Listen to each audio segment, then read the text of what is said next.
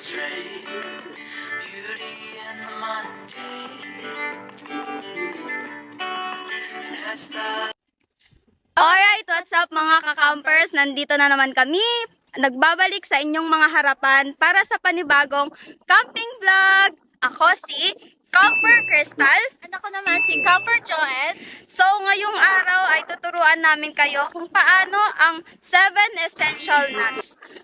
Request kasi ito ng maraming viewers natin.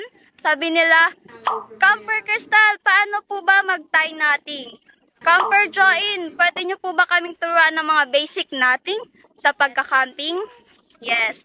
So ngayon, tuturo namin sa inyo kung paano yon. Tara na't magsimula.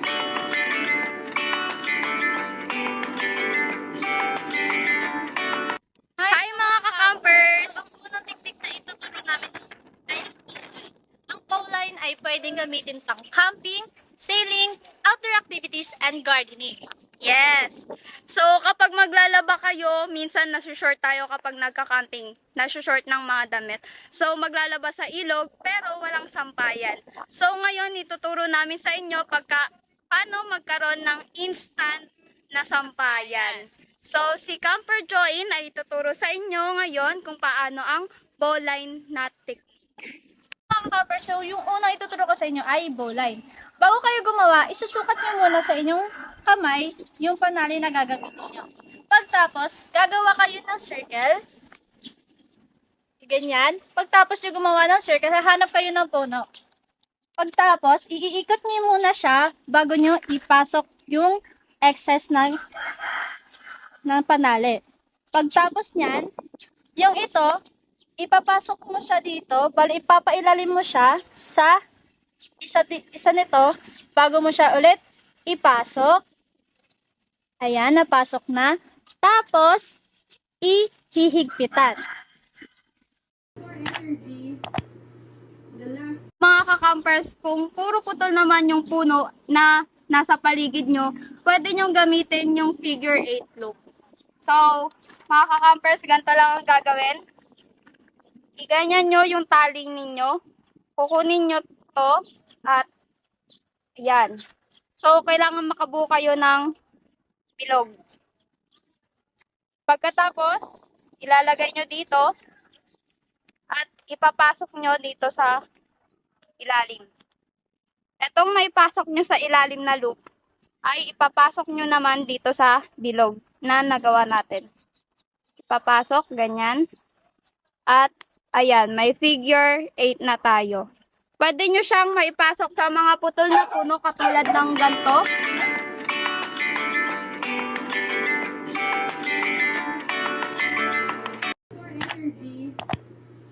So, ngayon mga ka-campers, bibigyan ko kayo ng sitwasyon.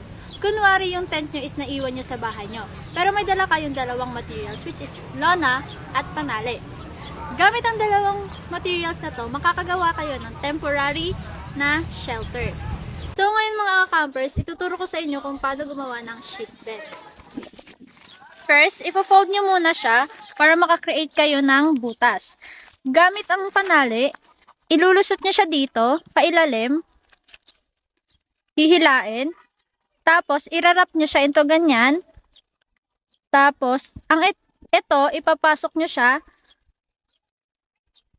pailalim, tapos hugutin nyo lang para humigpit siya, tapos uulitin naman, wrap, tapos ipapasok, tapos higpitan. Sige na. May sheet bed ka na. So mga ka-campers, pagod na kami. Napag-desisyonan namin na magluto muna. Yes, magpupulot kami ng mga kahoy-kahoy na nakapaligid sa tent namin para sa panggatong sa pagluluto.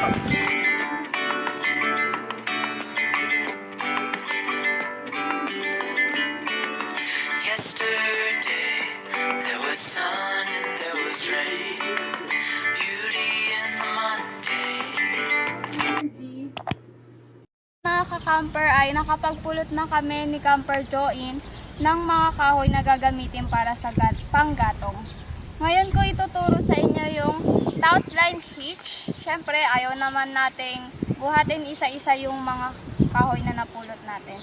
So tara, tuturo ko na sa inyo ang outline hitch. So mga ka-campers, itong tali ay kailangan maipailalim sa mga kahoy. Yan. Pailalim natin. Tapos ngayon ay gagawa tayo ng loop. Yan. Pag nakagawa na tayo ng loop, itong dulo ay ipapasok natin dito sa isa lang na to. Ito. Pasok dyan. Tapos kunin ulit. Ngayon, ulitin nating ipasok dito. Yan. Pasok ulit. Next ay dito naman, itong dulo ay ilalagay dito at gagawa ka ulit ng loop. At itong dulo ay ipapasok naman dito sa bilog. Yan. Okay mga ka-campers, malalaman nyo lang na tama yung ginawa ninyo kung sa iisang tali nyo lang tinali yung mga loop na ginawa natin. Which is ito, tama naman. At isa pa ay pwedeng ma-adjust ang outline hitch. Yan. So, mga ka-campers, magluto na tayo. Tara na! So mga ka-campers, tapos na tayo mamulot ng mga kahoy na gagamitin natin sa panggatong. Ngayon naman gagawa tayo ng patungan ng lutuan. Ngayon, ituturo ko na yung club hitch. So mga ka-campers, gamit ang inyong tali, gumawa ng 2 bilog. 1, twist mo lang siya. 2. So ganyan. Tapos yung nasa right side, dapat nasa itaas siya. Twist mo lang pataas, tas dapat ganyan yung itsura niya. Bago mo ipasok yung kahoy.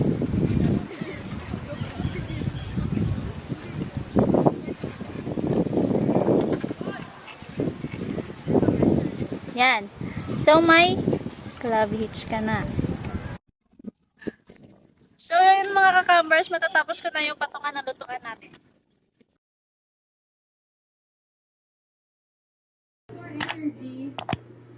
Mga ka-campers, kung may mga gamit kayong hindi nyo madala or mabitbit sa harap ng tent nyo, pwede nyo siyang hilain. Ngayon, ituturo ko sa inyo yung round turn plus 2 1/2 inches. Una, gamit yung tali, ipapasok mo siya sa kahoy. Tapos, ipapasok mo lang ulit yung excess. Ganyan. So, dapat makagawa siya ng 2 ganito. Tapos nyan, yung ito, ipapasok mo siya dito. Ganyan. Tapos pasok. Higpit ulit. Higpit. Ganyan.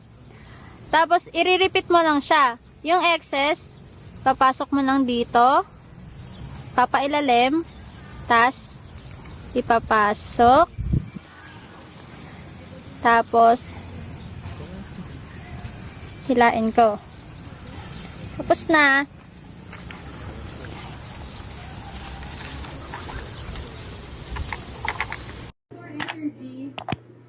So mga ka-campers, bibigyan ko kayo ng isang sitwasyon. Camper Crystal, paano kung maliit lang yung tali na nadala ko, pero may mahabang tali na dala yung kaibigan ko? Ngayon, papasok na dito yung square nut. Ituturo ko sa inyo kung paano gawin ito. So mga ka-campers, para mapahaba natin ang maikli mong tali, ay dudugtong natin dito sa mahaba. Ipa-perform natin ngayon ay ang square knot. So una ay papatungin mo sila. Pangalawa, ito ay ipapasok mo dito at ilalabas mo ulit. Magiging ganyan siya mga ka-campers. Pangalawa naman ay ipapatong mo ulit siya dito. Ito naman ay ipapasok mo sa loob. Yan. Tapos, tsaka mo siya iiklian. Ayan mga ka-campers, meron na kayong square knot. So mga ka-campers, ginabi na po kami. Sana may natutunan kayo sa video na to. So, hit that like button and subscribe. Bye! See you next vlog. bahay. Dali na. Montage.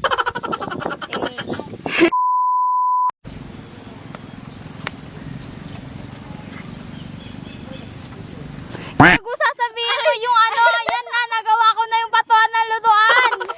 Ay, sorry. Kala ko di...